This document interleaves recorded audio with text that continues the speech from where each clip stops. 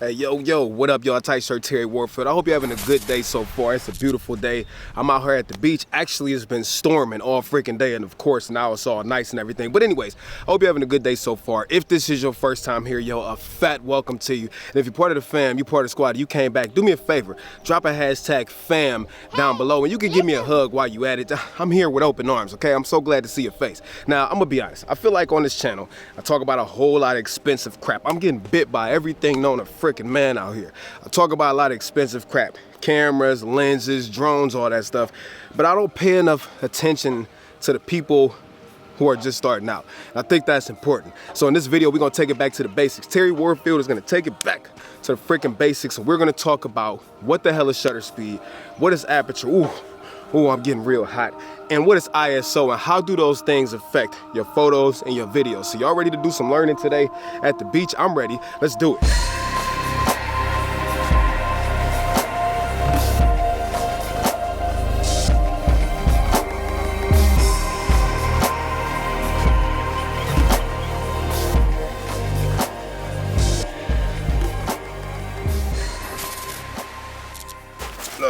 All right, before we get into this video, two things I gotta say to you.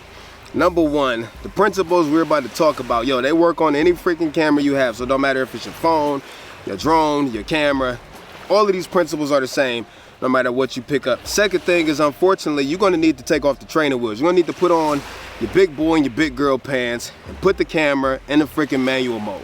That is the only way that you're gonna learn what these things do, what they mean, and how you can use them to your advantage. Now that we got that out the way, let's talk the first piece of the triangle offense. That's what we're gonna call this, the triangle offense.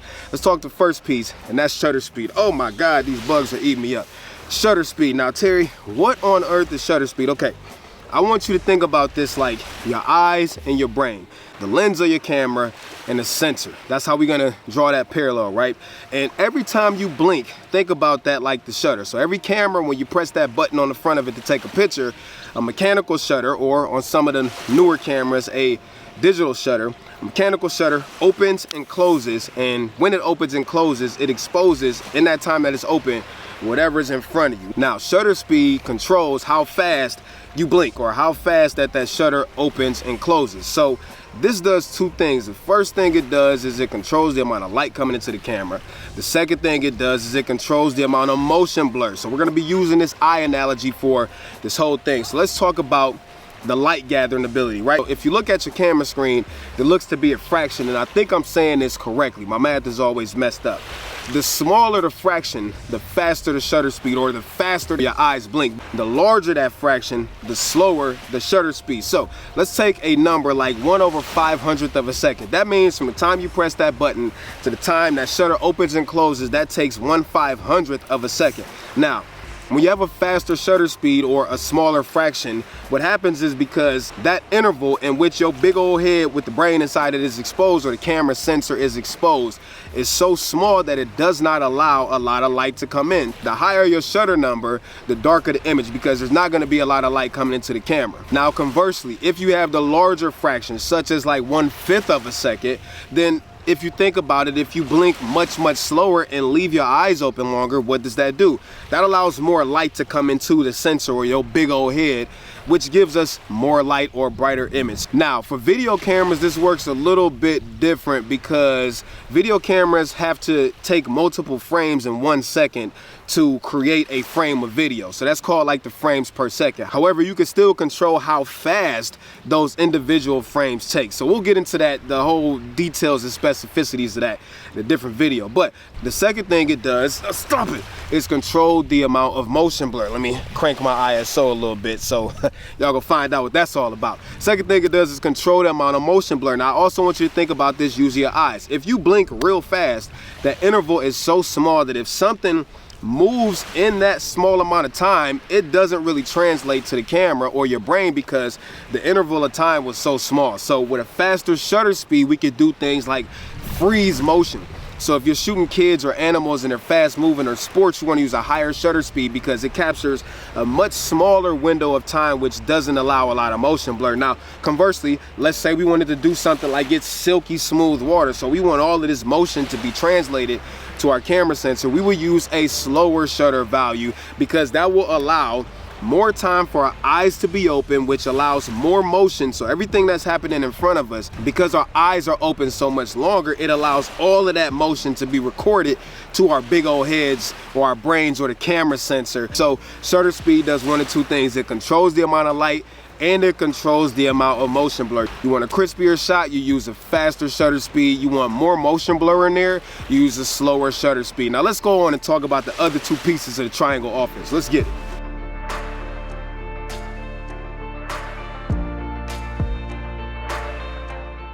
All right, y'all, if you are getting value out of this, you're enjoying this video so far, do me a favor, hit that freaking thumbs up button. Y'all do not understand how important that thumbs up button is. If you're a hater, you dislike the video, make sure you hit that dislike button 2 times. And if you're not part of the fan, now would be a great time to go ahead and join the family. Hit that subscribe button, turn on notifications so that you get notified when new videos go up. Now let's talk about Aperture, right? What the hell is Aperture? Okay, Aperture, hold up. It's getting a little dark. Hold up.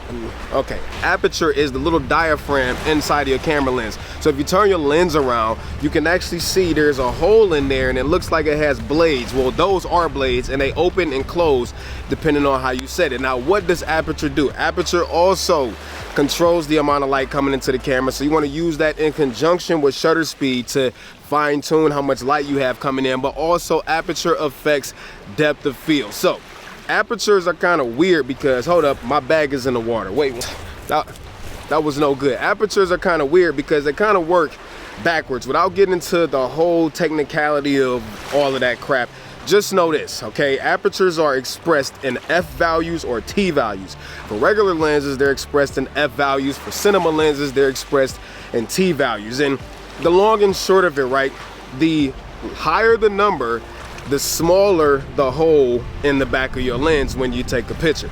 So how does that affect photography or filming or whatever? Okay, I want you to think about it like this. The more you close down your aperture, i.e. the bigger the number, the more things come into focus, all right? Conversely, the wider that hole is in the lens, so the lower the aperture number, so like f2.8, f1.8, etc., the less that things are in focus. When it comes to like getting those blurry backgrounds and stuff for regular lenses, I'm not talking about like long telephoto lenses, but regular lenses, typically you want to shoot at a lower F number, such as like f2.8, stuff like that, to get a shallow depth of field.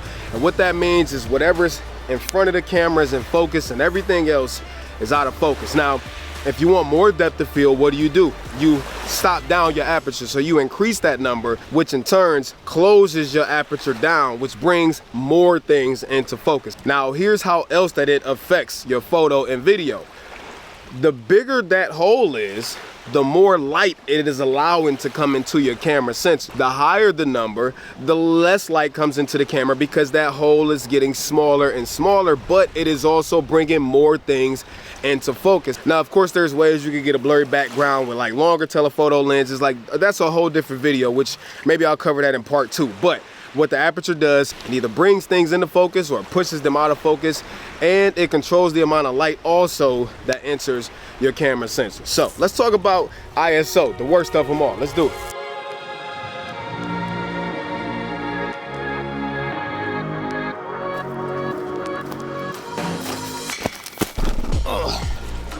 All right, we almost done with the triangle offense. Hold on, let me flip my screen out. So we talked about shutter speed, we talked about aperture, how those two things affect your video and your depth of field. So try to control those two things first before we even talk about ISO. You got to get the look right, you got to get the depth of field right, you got to get it right if you want, you know, the image to be sharp or have some motion blur to it.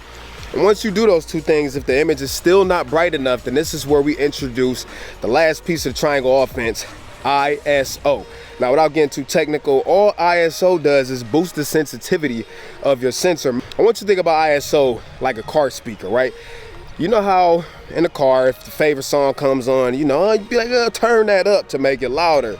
But you can't turn it up too loud because then the car speakers start distorting. Well, think about ISO the same way. ISO the higher that number, yeah, it'll make the image brighter, but it comes at a cost. If you crank it too high, you start to introduce what's called noise. Let me switch arms because my shoulder's hurting.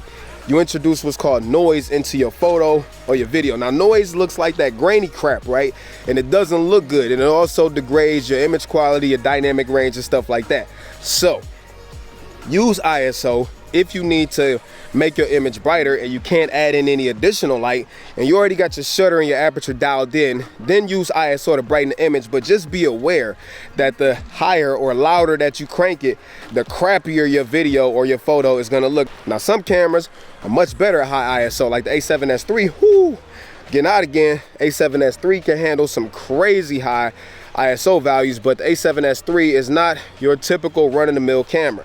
Not all cameras have this capability. So you want to use ISO sparingly, use it last after you've adjusted shutter speed and aperture.